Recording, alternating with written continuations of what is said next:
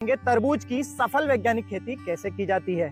चलिए शुरू करते हैं। दोस्तों, कोई भी क्रॉप बुआई करने के पहले ये जान लेना बहुत जरूरी है कि क्या टेम्परेचर रेंज और मिट्टी के प्रकार में ये क्रॉप ली जा सकती है। 15 डिग्री सेंटीग्रेड से 42 डिग्री सेंटीग्रेड की रेंज अनुकूल है। रेतीली दोमट मिट्टी 6 से 7 जिसका पीएच हो, प्रॉपर जल निकासी की व्यवस्था जैसे कि आप इस फील्ड पर देख रहे हैं होनी चाहिए, अनुकूल है। इसके अलावा पीली मिट्टी, लाल मिट्टी, दोमट मिट्टी, मध्यम काली मिट्टी में भी ये खेती की जा सकती है।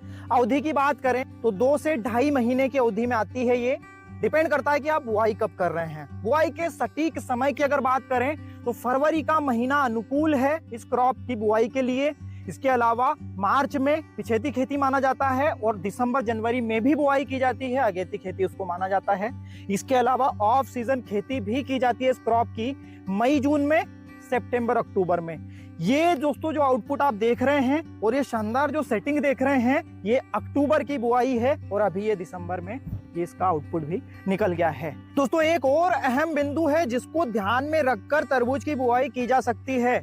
रमजान महीने की स्टार्टिंग जब से होती है उसके 2.5 महीने पहले अगर आप ये क्रॉप लगाते हैं तो मैक्सिमम प्रॉफिट आपको मिल सकता है। तरबूज के लिए खेत की तैयारी किस प्रकार से करें? सबसे पहले गहरी जुताई प्लाऊ से करवाएं या फिर 5 टाइन वाले कल्टीवेटर से डबल जुताई करवाएं, डबल रोटावेटर करवाएं। उसके बाद इस प्रकार से रेज्ड बेड बनाएं। बेड से बेड की दूरी 5 फीट रखें। पौधे से पौधे की दूरी 1.25 से 1.5 फीट तक रख सकते हैं। एक ड्रिपर पर यहाँ पर आप देखिए 2 पौधे लगे हुए हैं। एक ड्रिपर पर अगर आप एक पौधा लगाते हैं तो एवरेज साइज 4 किलो तक का मिल सकता है। 2 लगे हुए हैं इसलिए एवरेज साइज जो है 2 से 3 किलो का यहाँ पर है। वैरायटी सिलेक्शन बहुत अहम है दोस्तों। हमारे यहाँ की पॉपुलर वैरायटीज हैं BSF मैक्स, सिंजेंटा सिम्बा, सीमोन्स पालाजी और सागर मार्वेल। ड्रिप सिलेक्शन में ध्यान रखें 2 से 4 लीटर पर आवर का डिस्चार्ज होना चाहिए क्योंकि ज्यादा पानी, ज्यादा न्यूट्रिशन इस क्रॉप को चाहिए। मल्चिंग पेपर 18 से 21 माइक्रोन तक का चल जाएगा क्योंकि कम ड्यूरेशन की ये क्रॉप है। मल्चिंग लगाने के पहले बेसल डोज डालें बेड्स पर। 5 ट्राली गोबर खाद, 1 बोरी DAP, 2 बोरी SSP, 1 बोरी potash, 25 kilo micronutrient, 10 kilo sulphur bentonite और 500 ग्राम ह्यूमिक एसिड 1 एकड़ के लिए इतनी मात्रा बेसल डोज में आपको देनी चाहिए। मुख्य रोगों की अगर बात करें इस क्रॉप की तो सबसे भयानक रोग है बेल फटने वाली समस्या और फल फटने वाली समस्या।